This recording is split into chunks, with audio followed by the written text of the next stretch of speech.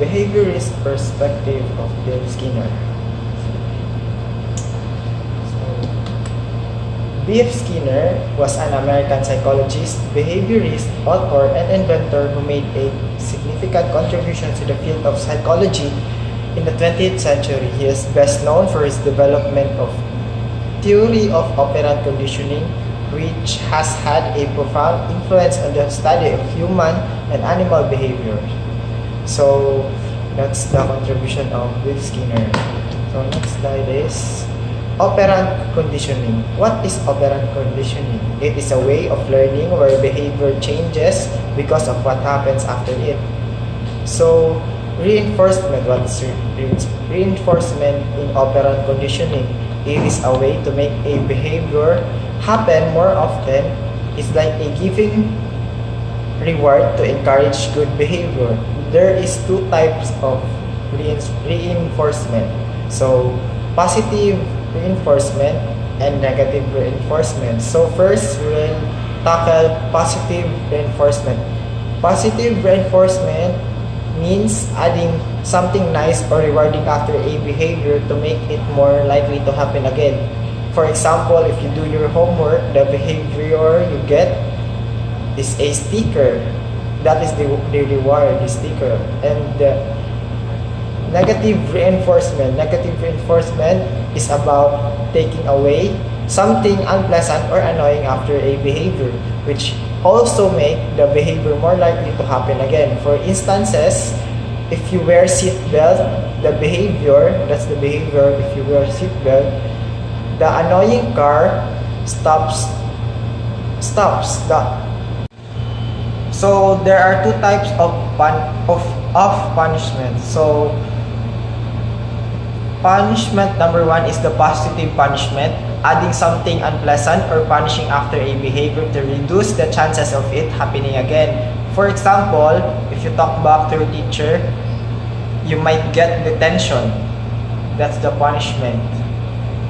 If you talk back to your teacher, you get a detention for the punishment. So next is negative punishment. It's about taking away something pleasant or rewarding after a behavior, which also reduces the likelihood of the behavior happening again. For instance, if you're late for curfew, you lose your phone privileges. So that's it's simple punishments that we are encountering daily. All of this we are encountering this daily. This reinforcements and punishments. So next is schedules of reinforcements. Reinforcements can happen every time or sometimes to change behavior. So reinforcement can happen every time.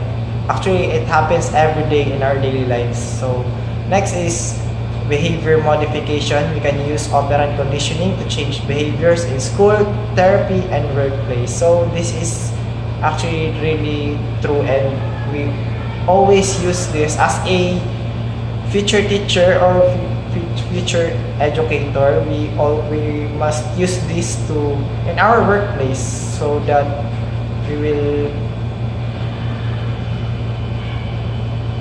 use this in our workplace to make our students not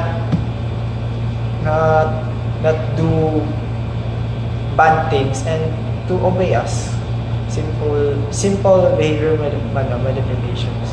Next is ethical considerations. We need to be careful about how we use reinforcement and punishment to avoid harm. So ethical considerations. So we must put limit to the reinforcement and punishment we use. So we can't harm our students, for example, because we're future educators na. So example then, if we are coaching, because we are athletes, we should use ethical considerations as always. So our athletes can't be hurt while doing those punishments. So ano lang, fifth ano lang na punishment, yung para matandaan lang last. So, in conclusion, operant conditioning helps us understand how rewards and consequences affects our behaviors and the behaviors of others. Next slide is this is about the B.F. Skinner experiment. So setting,